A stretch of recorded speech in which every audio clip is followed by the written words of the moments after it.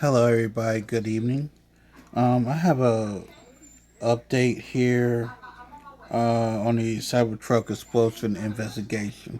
Let's get into it. Reiterate again, however, to you that with this new information comes more questions than answers. I will not provide an And opinion this is on as what the of two documents hours mean, ago.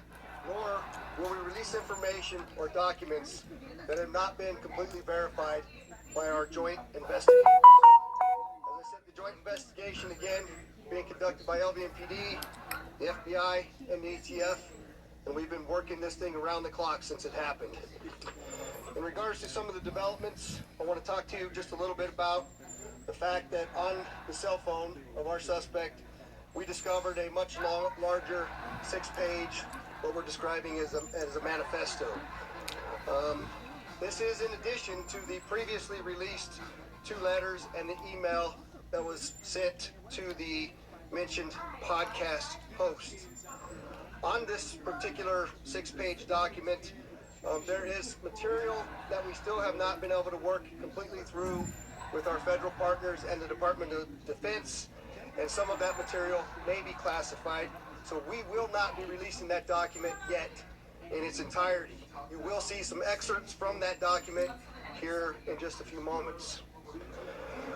New evidence has also emerged that this death was a suicide and that a V-bid or a car bomb was used in the incident. We'll talk a little bit about that.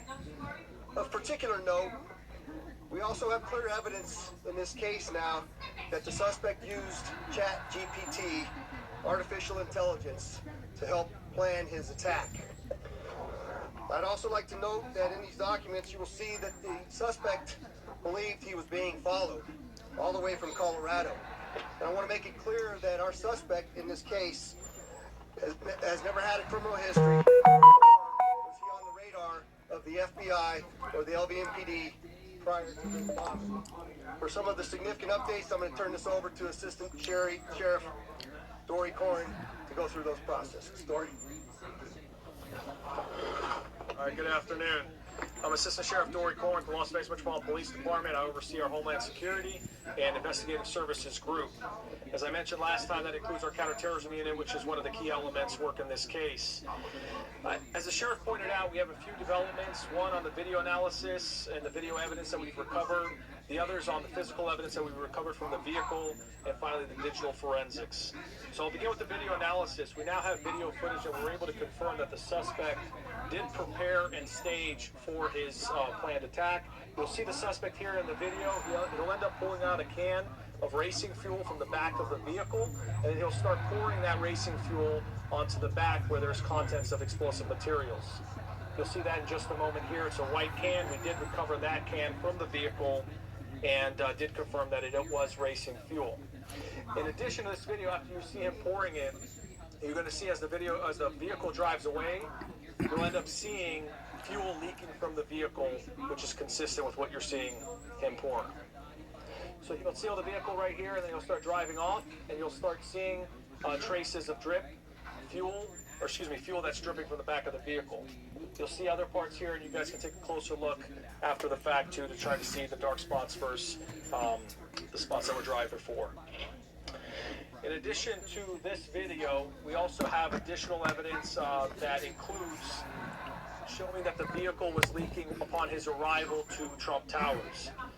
So in just a moment here, you'll start seeing right there, you'll see a trail of liquid falling from the back of the vehicle. And you'll see a before and after comparison in just a moment of the valet right before he drives onto the valet area and after, which will show you the fuel leaking from the vehicle. The other thing is there's a video here that we're going to show you that will show that his hands are on the steering wheel as he's driving up to the valet. There was some conversation about whether the vehicle is in self-driving mode. We've already addressed that in terms of the technical data that we collected, but also you can see that his hands are on the steering wheel as he's pulling up. And then finally, we're going to show a video here, and ATF will elaborate on this a little further in their briefing, but of the explosion that occurs. You're going to see frame by frame, you'll see an initial flash prior to the larger explosion. So pause right there. That's the initial flash that happens right before the large explosion. You're going to see a still in a moment. Right there's the initial flash. and then following that is the large explosion. The other thing that you're seeing circled in red there is, we believe, fumes from all of the racing fuel that was poured inside the vehicle and on the back. It ignited first, which is consistent with the briefing that you're going to get from the ATF on how the actual explosive materials were ignited. The next area I want to talk about briefly is the physical evidence recovered from the vehicle. There were 3 cart casings, 50 caliber expended cart casings that were recovered. You can see images from the forensics there. What's very important about these cart casings in terms of what happened in that vehicle, 2 of the cart casings had primers that were burned out due to the intense heat. This is consistent with the type of explosion that we believe occurred, and again, ATF will expand a little bit more on that. However, 1 of the 3 cart casings, as you can see, shows that the primer was punched, which basically means that it was shot through a gun, which is consistent with what we believe happened, that he ended up using the firearm to commit suicide. In addition to that, just want to revisit the firearm damage. There were 2 firearms that were recovered, the AR pistol and the Desert Eagle handgun. On the AR pistol, we found that it was inoperable, so we were limited on the ballistics analysis that could be done. However, we did find that there was a damaged cartridge inside the AR pistol that looks like it was damaged from the intense heat, which would have caused the round to go off, but it was not fired by the gun. Secondly, the Desert Eagle handgun, when we did the forensic analysis on that, we did find that there was 1 unfired cartridge inside of the firearm, which is consistent with the firearm having been discharged and the reload happening, putting another bullet into the chamber. The other area, just very quickly on the explosives, our lab did do some tests and they did confirm the presence of ammonium nitrate and aluminum. Our financial records, his journal entries, a variety of other things confirm that he did purchase what he believed was tannerite, but it was a different form of exploding targets that has has ammonium nitrate and aluminum in it, which is one of the explosive materials that he had. Transition over to the digital forensics. We had briefly mentioned that there was a note in his phone that was titled surveillance log or surveil log, and it was more of a journal of activities. It did point out people he thought were following him at various instances. We will work on trying to get as much of that information out as possible, but just so you can kind of have an idea here, there's kind of a little bit of a summary. So, for example, on December 27th, you can see he talks about purchasing the firearms, in particular the Desert Eagle and the AR pistol. On December 28th, the following day, just an excerpt for you, he talks about picking up the cybertruck as a rental and purchasing exploding targets. On December 29th, he talks about purchasing camping gear as well as white gas, which we believe is the fuel. On December 31st, he talks about reaching a decision point, and he talks about committing to the Grand Canyon, that he plans on conducting surveillance at the glass walkway and identifying a launch route. The sheriff had mentioned this earlier. We wanted to be able to provide additional details to you on that topic. Continuing on the digital forensics, well, actually, I will just reference that. When he talks about the Grand Canyon, that was on December 31st. We don't know exactly why he changed his plans from going to the Grand Canyon to potentially launch off of that glass skywalk, and why he chose Trump Towers. We're still looking at that. But ultimately, as we all know with what happened, there was a change in plans, and he showed up here at the Trump Towers on the following day on January 1st. Now, moving on to that 6-page manifesto that the sheriff talked about. This document was found as part of the digital forensic analysis of his phone. There's a variance of grievances and a constant evolution of his plans or intents of what he wanted to do. There's mentions of political and social and cultural issues to include criticism of the current administration. He also does write in there that he was super high on weed and drinking, which we are still working to confirm. And then he discusses the Cybertruck being used as a vehicle-borne improvised explosive device. He also says that he has graphic encounters from his military experience that replay in his head over and over, and that now he feels like he's a shell of a human being with nothing to live for. This is important not only because it points out the suicidal component, but it also talks about the mental health that he was dealing with, mental health issues that he was dealing with.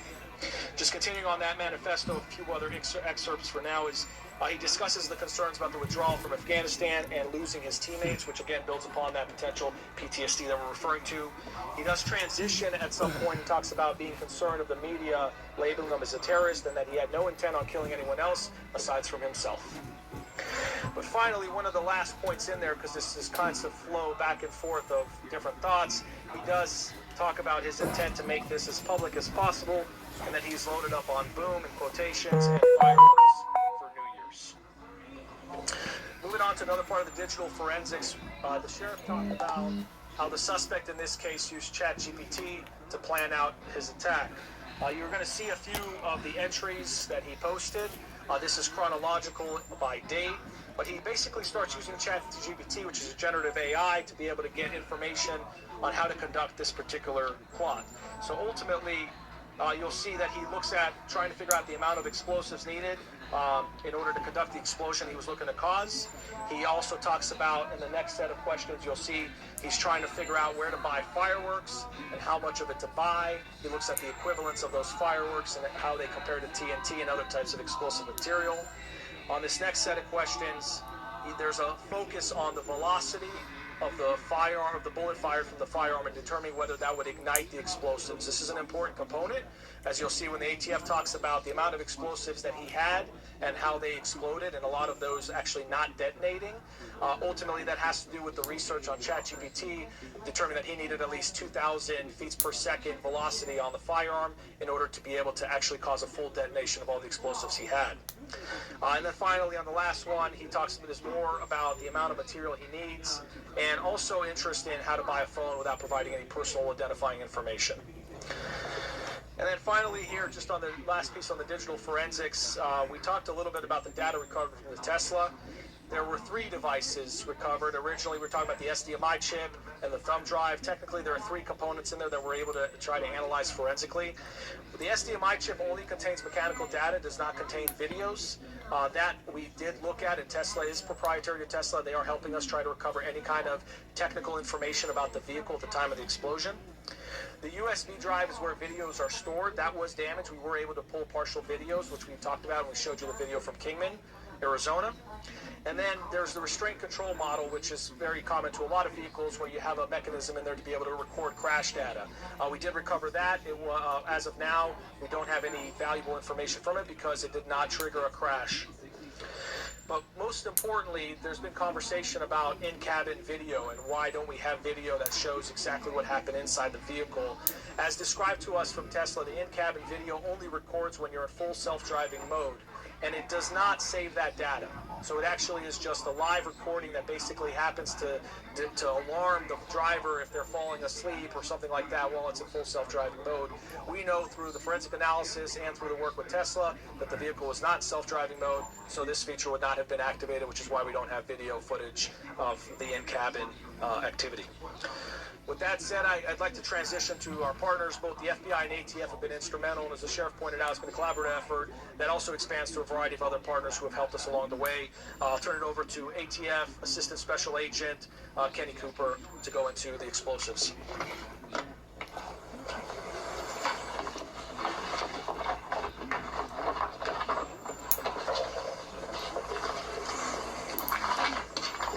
Good afternoon, everyone. My name is Kenny Cooper. I'm an Assistant Special Agent in charge at ATF San Francisco Field Division. One of the main goals of ATF in this investigation is to provide an assessment of the design, construction, and the effects of this explosive event. Our preliminary assessment includes the following. An explosion did occur with up to 60 plus pounds of pyrotechnic material. This is an explosion and not a detonation. At this time, there has been no purchase records or physical evidence recovered from the scene that indicate any type of remote control, remote detonation, or sophisticated timed initiation system was used. The initial explosion is a fuel-air explosion. It in turn ignites the fireworks and other explosive materials that were inside the Cybertruck. The evidence supports and suggests a large portion of almost 20 gallons of fuel were poured over the fireworks and the explosive materials that were inside the cargo compartments of the Cybertruck. To date, our national response team experts have been able to calculate a minimum net explosive weight of 60.2 pounds of explosive material. Have you ever seen a This material is a combination of exploding targets, smokeless powder, consumer fireworks, and other aerial shells. This explosion was enhanced by Coleman Fuel, BP Racing Fuel, MSR Super Fuel, and 70 pounds of Eagle Magnum lead shot, essentially bird shot. The estimated 60.2 pounds of explosive weight is a minimum amount of purchase based on purchase records and the residue that remained from the event. That true total could be much higher. In fact, we still have investigative leads as far as the purchase material that once we have those calculations will change. The initiating flame to these explosives could have been from several possible sources and cannot be confirmed or eliminated at this point of this investigation. Due to the near simultaneous fatal gunshot, fatal gunshot, and device initiation, it is possible that the muzzle flash alone was an initiation source to the fuel air explosion.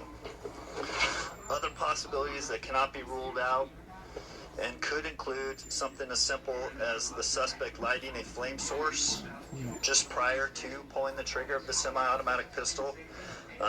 Also, there's remnants and evidence that there was hobby fuse strung basically from the front of the compartment to the rear. That hobby fuse the way that we found it, could absolutely be an ignition source to the fuel air explosion. And the third possibility that we're not ruling out, and we have to continue to work with Tesla in the forensic download of the information from the vehicle, is a potential of an electrical short within the vehicle. And that electrical short could result in the ignition of the flammable vapors. This was kind of covered really well before, but just to draw some attention to the video evidence, if you can go to like the very first frame, you just had right there. So that initial flash point is consistent with the area of the driver that was found in that vehicle and the self-inflicted gunshot wound. That is consistent from our belief that muzzle flash alone could initiate this fuel air explosion. And then this view, a muzzle flash. Forward, that's initially I don't know about that one, boy. As we progress through that visual just visually characterizes exactly what a fuel air explosion is as it propagates from the initial ignition and eventually moves throughout the vehicle. The flame there on the seam of the door just further verifies that fluid was poured throughout that vehicle and is dripping from that vehicle as he rolls up, and that vapors from that is all starting to ignite. Even though this goes fast as it's played through, in orders of magnitude, this is much slower than a detonation of high explosives. And then as you continue through, it just shows the destruction of that vehicle, and a full thermal event occurs after that. It is important to note that the consumer fireworks are designed specifically to not mass detonate. This limited the explosive effects, resulting in a deflagration versus a detonation of the materials. Okay. In other words, the fire that resulted from the fuel air explosion essentially just lit the fireworks located throughout the cybertruck, and they functioned as they are designed. And then final point that I want to make a point of, the volume of lead shot, 75 pounds of purchased birdshot, is indicative of an attempt to weaponize the device over and above the explosive and incendiary effects. Well, I would think so, sir. We do know, as a matter of fact, that the results of this explosion could be much greater. If you want to over, Sheriff. Thank you.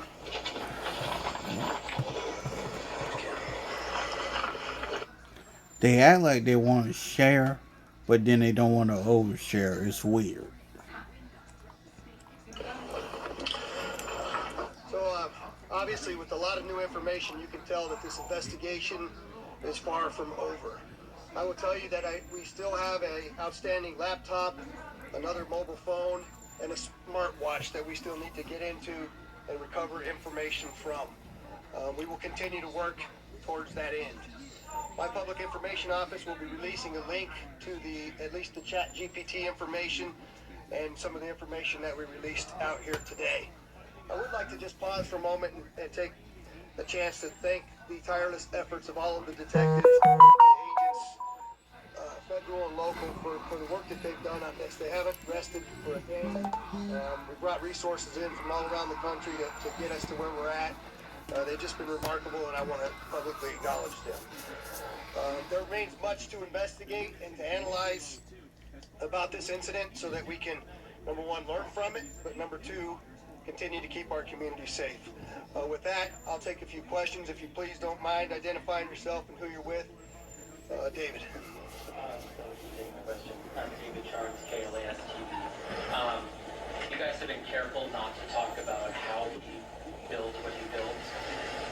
Is it concerning that he was able to use ChatGPT to ask and get an answer and be successful? So the question is it concerning to us that he was able to use ChatGPT to get an answer on how to build some of what he did?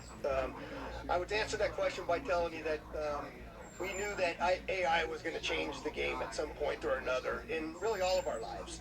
And certainly, I think this is the first incidents that I'm aware of on U.S. soil where ChatGPT is utilized to help an individual build a particular device, to learn information all across the country as they're moving forward. And so, absolutely, it's a concerning moment for us, but it's also goes back to my last point that it's instructive to us, right? It's instructive to us across this great country of ours to share with other law enforcement and other entities about what it is that we know and how it is that we know it, which is exactly why I'm going back to releasing the information. When we know that we're not going to compromise sources and methods of the way information is obtained, we have been leaning forward in releasing every single document that we possibly can, and we will do that as long as it doesn't endanger anybody's lives moving forward. So we'll continue to do that, but yes, 100%, I think the chat GPT was a game changer for us here.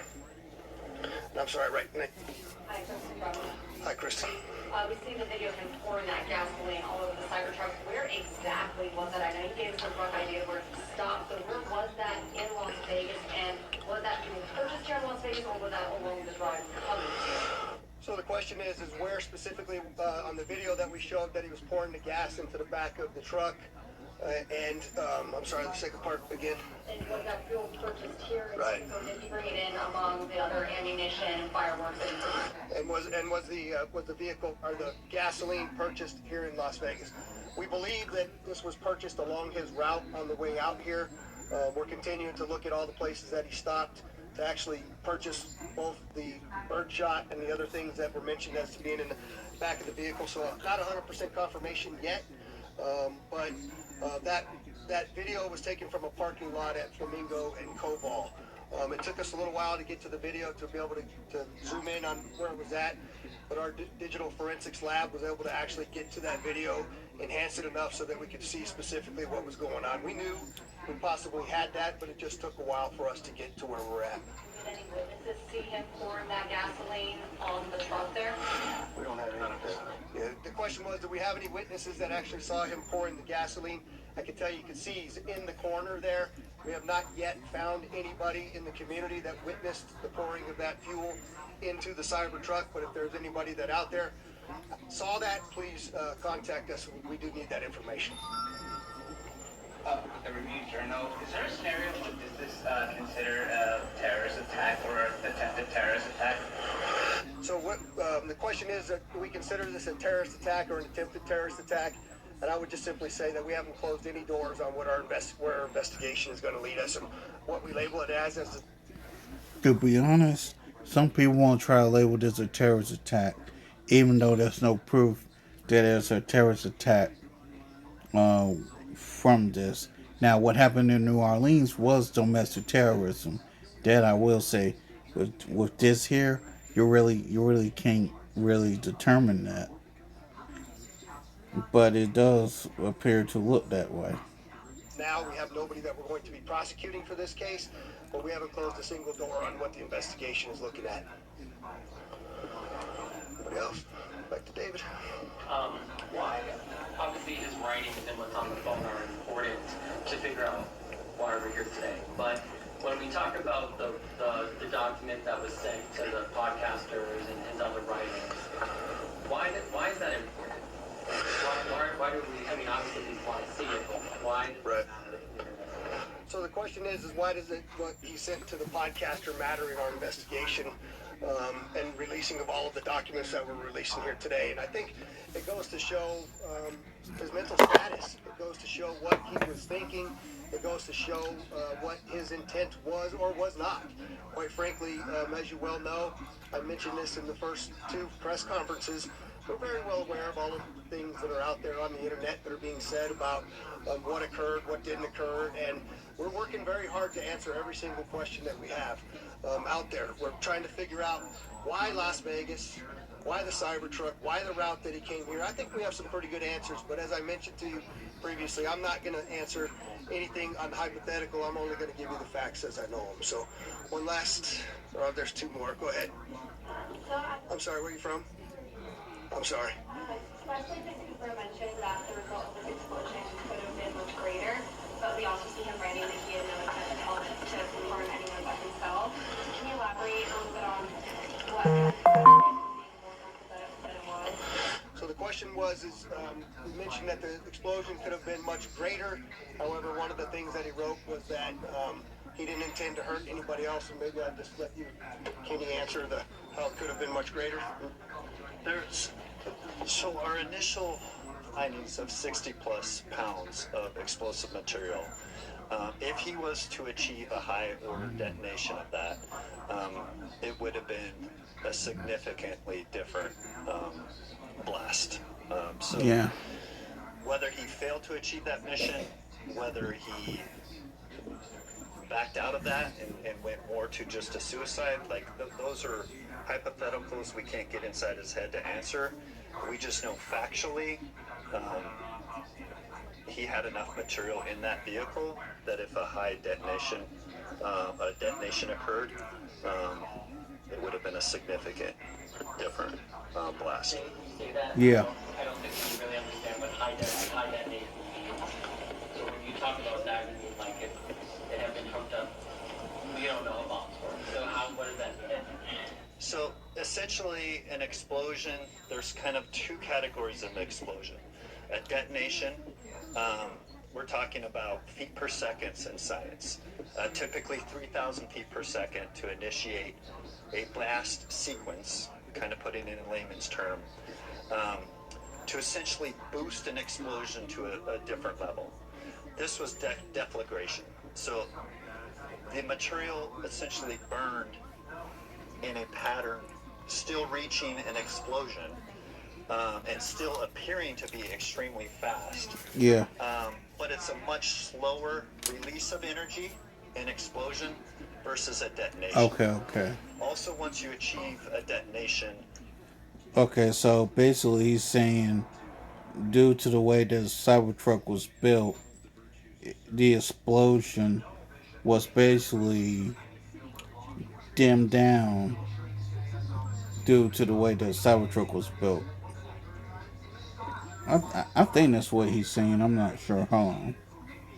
I think that's what this guy's saying. those materials react chemically different, and they essentially explode with much greater force. You're saying the theory that he either lit a match or the muzzle was what set it off was a low energy source versus something else, correct? No, I didn't do well in science. Okay. Basically, what this guy is asking here, did the way was the way that a cybertruck was made, did it or did it not mitigate the damage? From everything I've seen, it looked like the way that a cybertruck is made did mitigate the damage from being worse than what it actually was, according to what I've been looking at. Let us play. You're basically saying that there wasn't anything, there wasn't a remote, there wasn't anything that quote unquote detonated it. It just happened to go off and you were figuring out how it went off, whether it was the gun that ignited it, right, from the yeah, from the discharge of the gun, we see that blast coming out. Right. Or it was, like you said, a match, potentially. Right. Right? So, um, to achieve a detonation, like military-grade det cord, explosive blasting caps, things that are used in commercial explosive operations or military operations, there is no evidence that any type of those items existed in this. So the other capability that existed here is the exploding targets. If he was able to shoot that, and people know this, they purchase this lawfully, they go out and they shoot those exploding targets with a rifle round that it's traveling at more than 2,000 feet per second, that causes the detonation. Does that make sense? The explosion of that exploding target. Did that answer your question? So, in essence, he had the material there, the exploding targets. If that was shot with a rifle round, it would have had a detonation versus a deflagration effect. Instead, fire went over the targets, which is why they... Fire initiated the vapors, causing a fuel-air vapor explosion. I do have one more question. It's just about the ChatGPT angle. Elizabeth in Broken Channel 13. Hi. I know that you mentioned that he hadn't been flagged by the FBI or by Metro in the past, but given the fact that it was something that a lot of people use, was there an opportunity for that to maybe have been flagged by an agency and possibly prevent this from happening, or is the technology just not trackable for traceability? Yeah, the question is should we have been able to track the fact that he was using AI for what he used it for? And I don't think that capability exists as we sit here today. Kristen, I know you had one last. This will be the last one. This is about for the FBI because the chat online and everywhere, including that manifesto that was sent to the podcast, is saying he was trying to send a message about war crimes that allegedly happened. I know you would also mention that there are parts of the document that you're unable to release due to the Department of Defense saying that there's maybe some classified information. So, is there any validity to what he said in that initial email out to the podcast? And so the question is there any validity to what he put into the initial email that he had sent out to the podcast? And I can't tell you the answer to that question at this point. There's a number of, I'm sorry? Would you want to comment on it? Spencer Evans, Special Agent in charge of the FBI's Las Vegas division. In terms of a question about the validity of what Leibelsberger put out to the public, either in the two-page manifesto or additional documentation we're discovering, we're not speaking to the content. I can say, as Sheriff Corrin described and others, it runs the gamut. I mean, he's talking about feeling that he was, surveilled, guilt.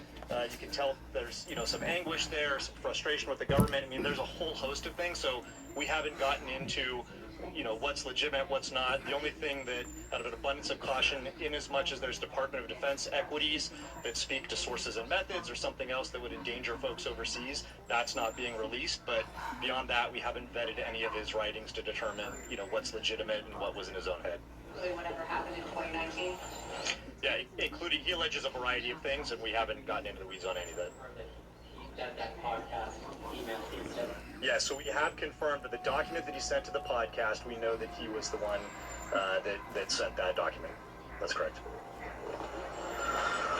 All right. Again, thank you all for coming. We appreciate you getting this information out. Thanks. That's it.